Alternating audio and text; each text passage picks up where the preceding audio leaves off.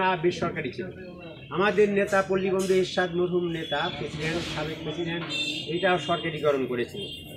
কামরুল ইসলাম আমার যুব সংহতি, আমি তখন যুব সংহতি সভাপতি ছিলাম রাজবাড়ি। কামরুল ইসলাম যুব সংহতি গোয়ালন্দ উপজেলার সেক্রেটারি ছিল।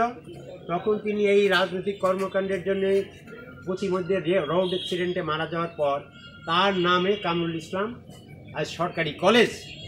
আমাদের নেতা পল্লীবন্ধু এরশাদের অবদান প্রতিষ্ঠিতা ওইটা আমাদের বিশেষ সময় আমাদের বন্ধু আব্দুল হালিম মিয়া এইগুলো করেছিলেন।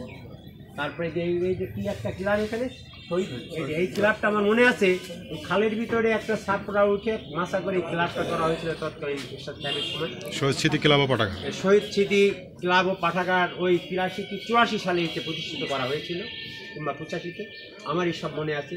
86 সালের 8 কাশ্মীর নির্বাচনে আমি গোয়ালন্দ বিভিন্ন এলাকায় ঘুরে বেরিয়েছি। আমি আজ 41 বছর পার্টির সঙ্গে জড়িত। আনাচে কানাচে জাতীয় পার্টি যারা করে, জাতীয় পার্টির সমর্থক আপনারা জানেন। রাজবাড়ি মহকুমা আগে, রাজবাড়ি জেলা আগে মহকুমা ছিল, সেই মহকুমাকে জেলায় উন্নীত করেছিলেন আমাদের নেতা পল্লীবন্ধু এরশাদ। উপজেলা সিস্টেম করেছিলেন, যার পরিপ্রেক্ষিতে আজকে রাজবাড়ি জেলার এত উন্নয়ন হয়েছে। যদি জেলা না হতো এত উন্নয়ন কিন্তু হতো না। তাই আমি বলবো অসংখ্য কাজ এইভাবে করছে। বেড়িবাঁধ, কুষ্টিয়ার থেকে পর্যন্ত বেড়িবাঁধ আমাদের নেতা এরশাদ সাহেব করেছেন।